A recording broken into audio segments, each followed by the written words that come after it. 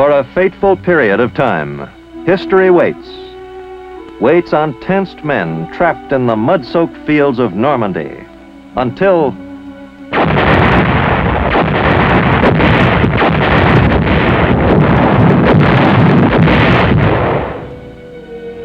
they are able to break out of that agony of isolation and move toward their destiny, changing history's course. This is that story. It is the story of Breakout and Pursuit.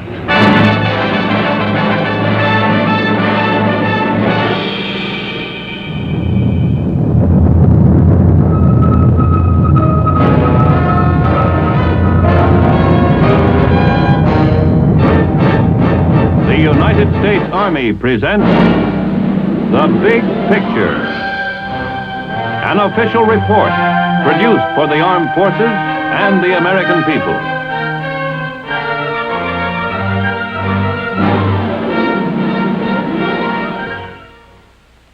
Hello, I'm Alexander Scorby. With its eye on the future, the United States Army is mindful of its past.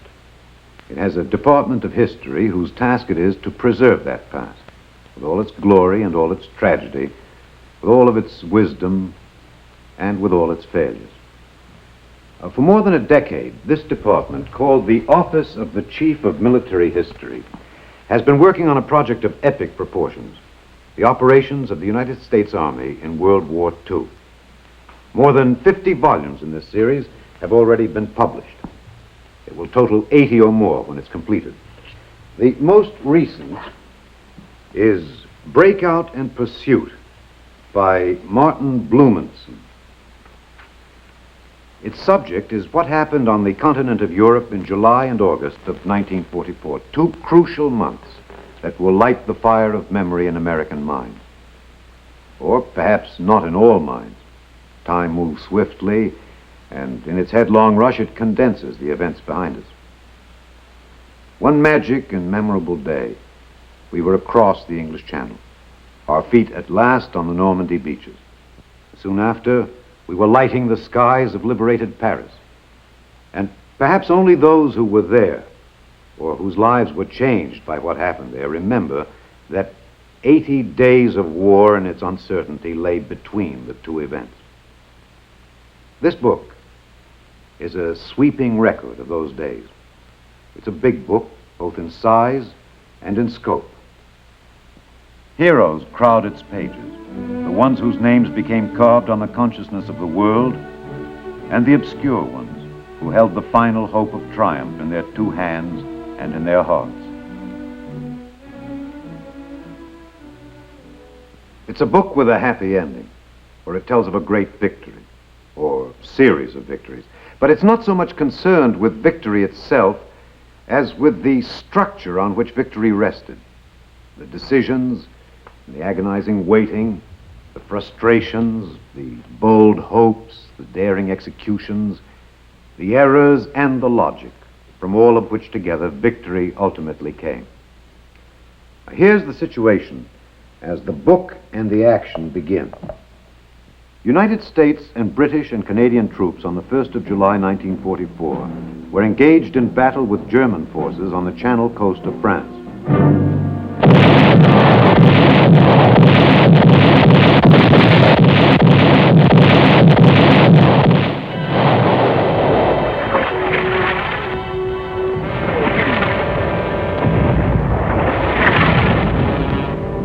The cross-channel attack, beginning on the 6th of June, had accomplished the first phase of the invasion.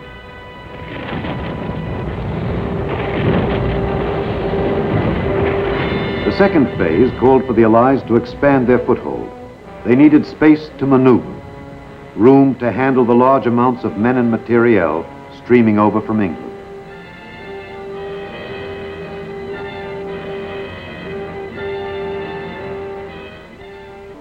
Before they undertook the decisive attack toward the heart of Germany, they wanted this area. But 3 weeks after the invasion, they had only this tiny beachhead, the British here and the Americans here. The greatest single disappointment of the invasion had been the inability to take Caen. which blocked the approaches to the Seine. But the British troops attempting to capture the city had been thwarted. The best hope now lay in the ability of the American forces to strike south and then west and take the key ports in the province of Brittany. A major impediment to this course of action was the terrain the troops would have to fight through. Marshy land enclosed into thousands of separate little fields by hedgerows, behind every one of which it seemed the Germans were well entrenched. And what of these Germans who faced the Allies in the soggy fields of Normandy? They were disheartened, certainly, by the success of the Allied landings. Moreover, the German people were exhausted after 5 years of war and with the effort of fighting on 5 fronts. But the troops themselves were far from beaten. They were skillful, tough troops, seasoned by experience. Their discipline was sharp. Their morale was high.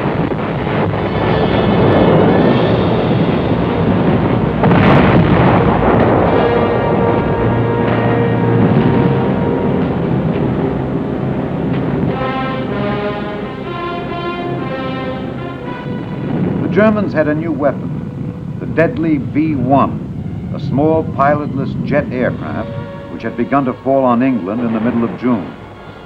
A supersonic V-2, even more devastating than the V-1, was almost ready for operational use. These weapons gave the Germans hope of redressing their discouraging situation. Adolf Hitler was himself directing the war. Believing that eventually the Germans would be able to launch a large-scale offensive which would drive the Allies from the continent, he planned in the meantime to pin them down in Normandy and prevent them from using their mobile power. Although some of his commanders now recommended limited withdrawals to make their defensive positions stronger, Hitler refused. To withdraw for any reason at this time seemed to him to admit defeat. So, as American forces prepared to strike across the hedge-rowed lowland where the Germans had erected strong defenses, Hitler announced that those defenses were to be held.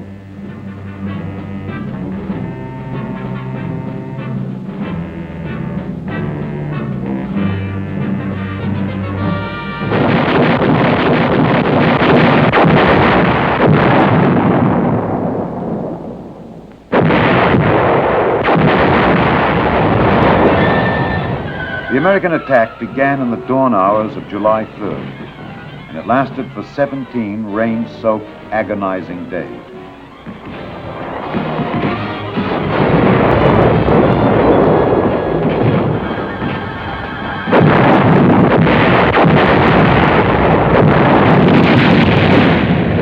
The soggy hedge-road terrain immobilized the mechanized power of the ground forces.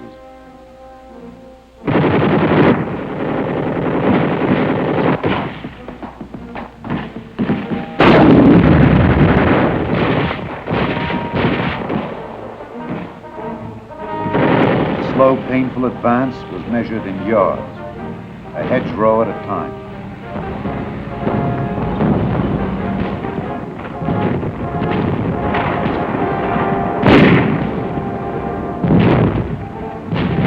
Like the steady rain which fell over the entire operation, a sense of despair and frustration touched all those who participated.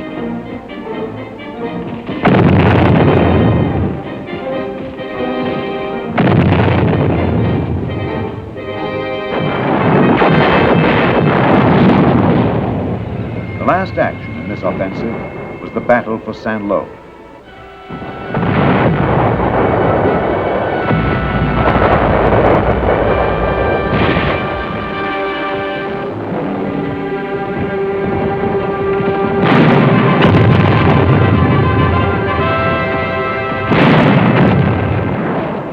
The Allies wanted Saint-Lô for a number of reasons.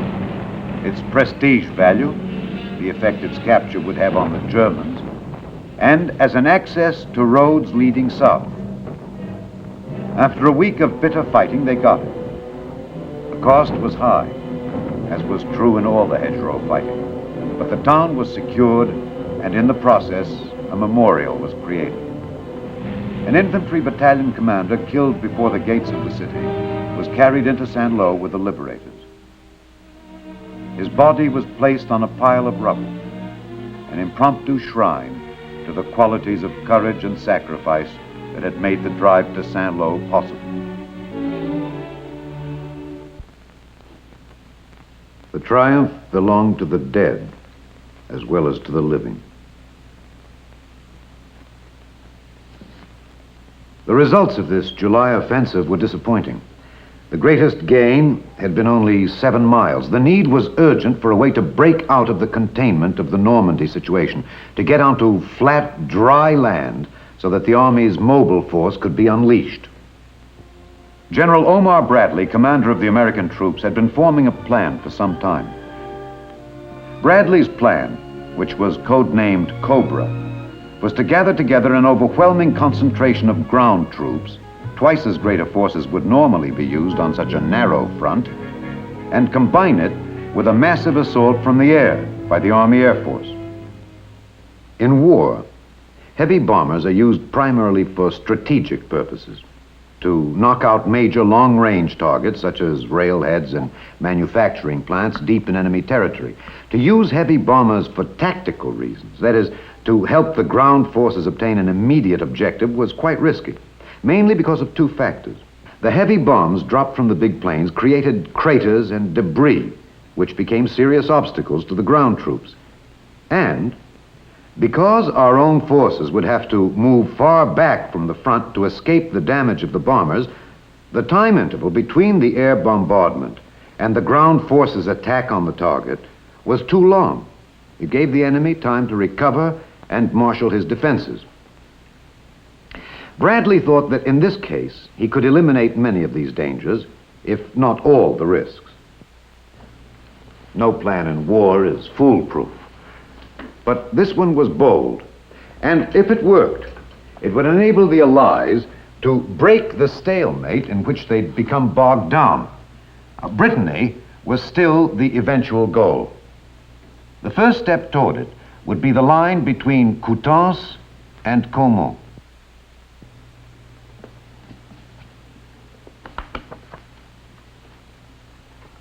Between the end of the earlier July offensive and the launching of COBRA, there was a lull for about 1 week. For the weary American troops, it was a welcome respite, a time to relax.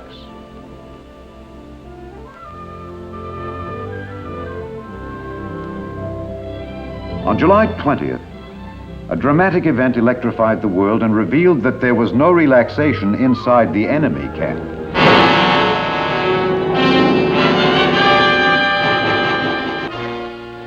Hitler himself announced that a cabal of high-ranking army officers had tried to assassinate him with a bomb in order to seize political power.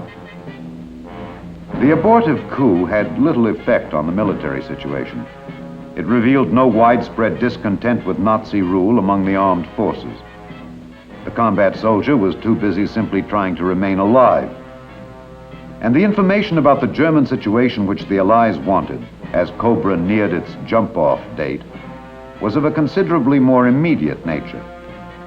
Did the enemy have enough reserves available to counter the attack? Was the Luftwaffe capable of intervening? And finally, would the Germans employ the V1 or V2 or some other secret weapon?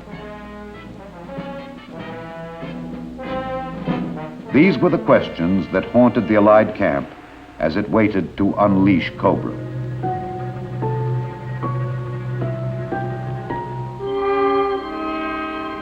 July 24th was the day scheduled for the attack. Because the day was heavily overcast, however, with inadequate visibility for air attack, the operation was postponed. Unfortunately, the postponement order reached the English air bases too late to hold back all the planes scheduled for the attack.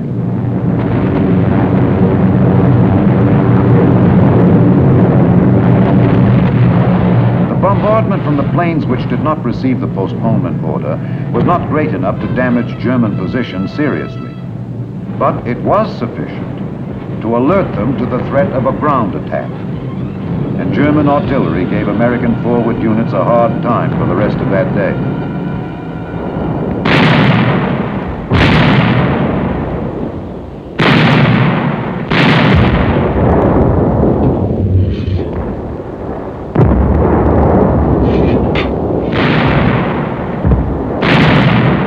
For General Bradley, an immediate and urgent decision had to be made.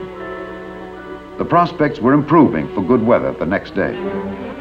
Should COBRA be launched, even in the face of the possibility that the Americans had now lost the important element of tactical surprise? Or should it be postponed at least for several days, which might then give the Germans a chance to prepare even stronger defenses? Bradley's decision. COBRA would strike again at 11 o'clock the next day.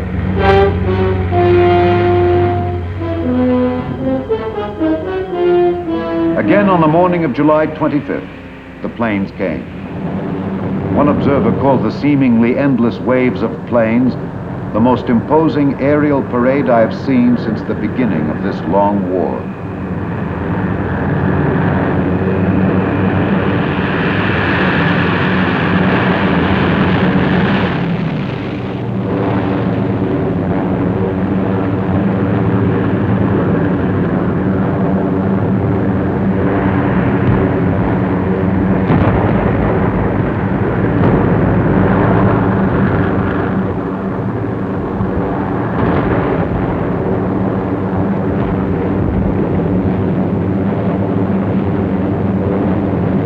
They dropped more than 4,000 tons of destruction.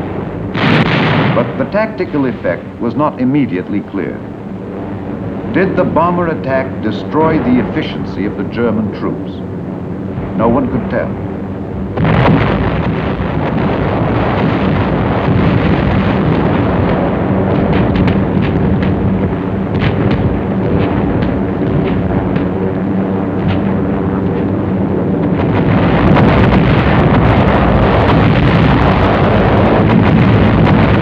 General J. Lawton Collins, 7th Corps commander, who was to spearhead the attack, had little time to ponder the question. For better or for worse, COBRA was launched.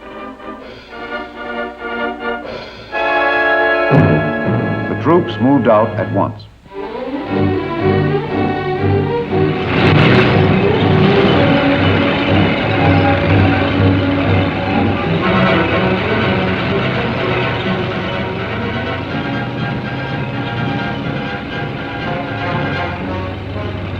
Their immediate objectives were the towns of Marigny and Saint-Gilles. Capture of those towns by the infantry would give the Americans control of the roads leading south, and Collins would then be able to catapult his mobile armored forces forward. It seemed reasonable to assume that if the air bombardment had destroyed the German defenses, the infantry troops would be able to reach and secure their objectives without great difficulty.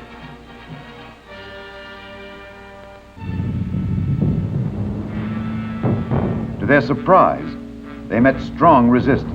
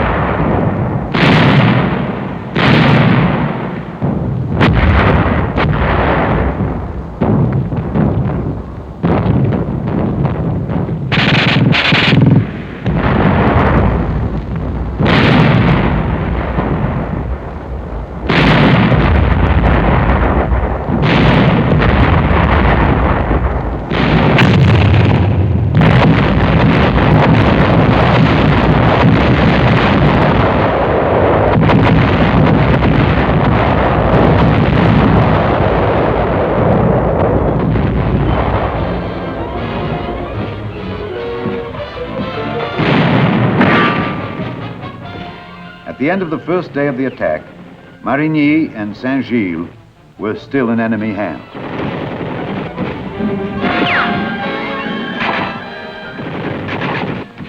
Because the entire success of COBRA depended on a 7th Corps breakthrough, Collins decided to gamble. It would prove to be one of the fateful decisions of the campaign. He pondered the possibilities and the risks and decided to put his armor into action.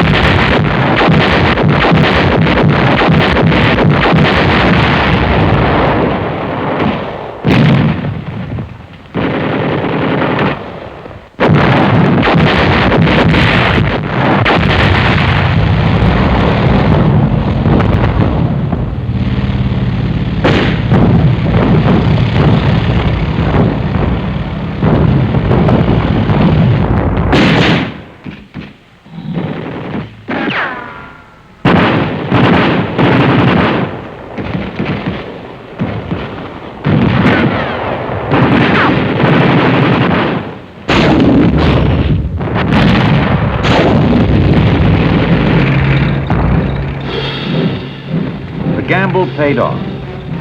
In mid-afternoon of the 26th, one armored column, having cracked the enemy's defenses around the town, rolled through Saint-Gilles. There was no longer any doubt. The German line had definitely been penetrated. The 7th Corps had achieved its breakthrough. But the drama of the breakthrough did not end at the Coutances-Caumont line. The drama lay in the development of the breakthrough into a breakout of major proportions. The decision to accomplish this was General Bradley's. He had achieved the limited victory he had sought. COBRA had been a success. He could stop now. But he sensed from their disorganized reaction that a deep wound had been inflicted on the Germans.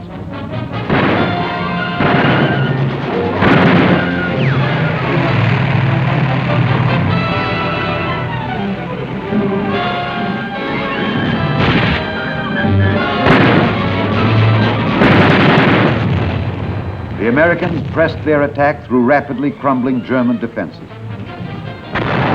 By the end of the month, United States forces stood at the base of the peninsula, at the gates of the province of Brittany. And a nightmarish phase of the battle, the war of stalemate, was over.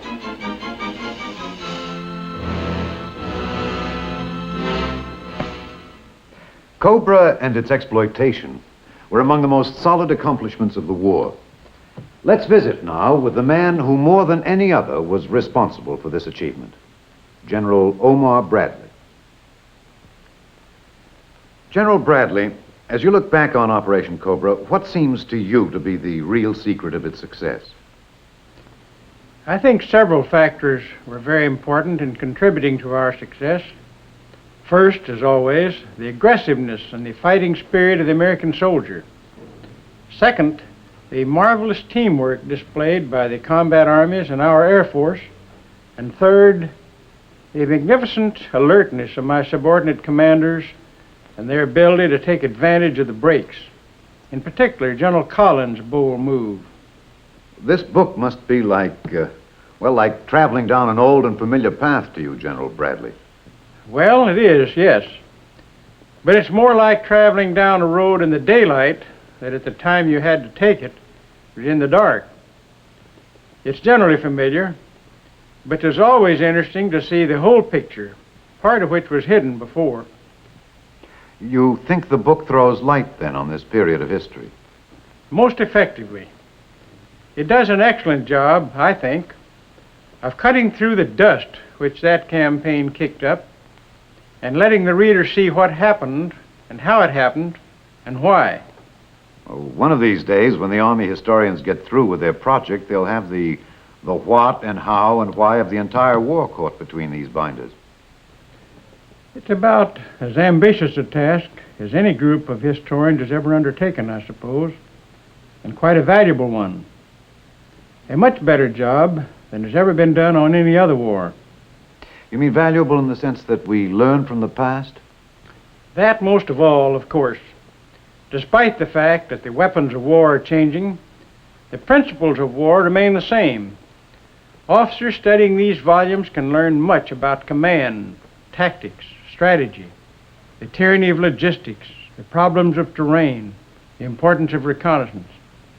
There are many lessons to be learned, but it's not only the military man who will benefit from these books. The war was a big thing in all our lives. We've been reading about the Revolution and the Civil War for a long time to get a clearer picture of ourselves as a nation. The Army is giving us the ability to do that now with the greatest war we ever fought in our history.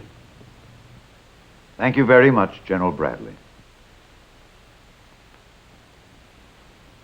Operation COBRA, of course, is only one action in the crowded and historic 2 months which Breakout and Pursuit reviews. Much of the subsequent action was more colorful, but COBRA was the key which unlocked the door to those spectacular victories. The reaching of Avranches signified the culmination of the breakthrough and the point at which our forces split for the westward and eastward drives in the breakout. To the west, there was the dash across Brittany where the ports of Saint-Malo and Brest finally became prizes of conquest. To the east, there was the repulse of the German counterattack at Mortain, where the American infantrymen withstood the onslaught of 4 German armored divisions and turned back Hitler's attempt to halt the Allied mobile column.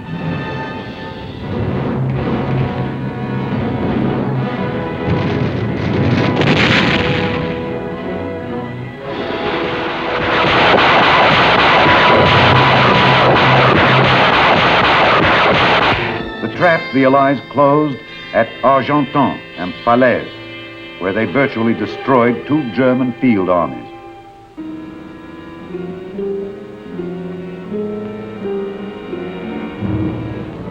The drive east to the Seine River, climaxed by the liberation of Paris, when the civilized world thrilled to a symphony of joy and delight.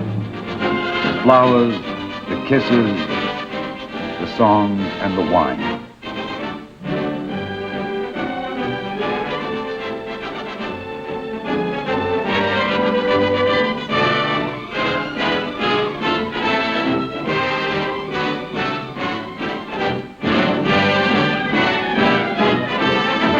Finally, the triumphant and dramatic pursuit of the retreating Germans beyond the Seine to the border of the enemy's homeland, and the Siegfried Line, where a new phase of the war awaited.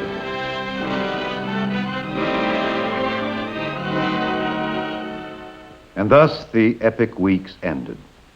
The short span of time in which the shape of final victory began to emerge, with the successful breakout from the hedgerow country and the pursuit across the heart of France.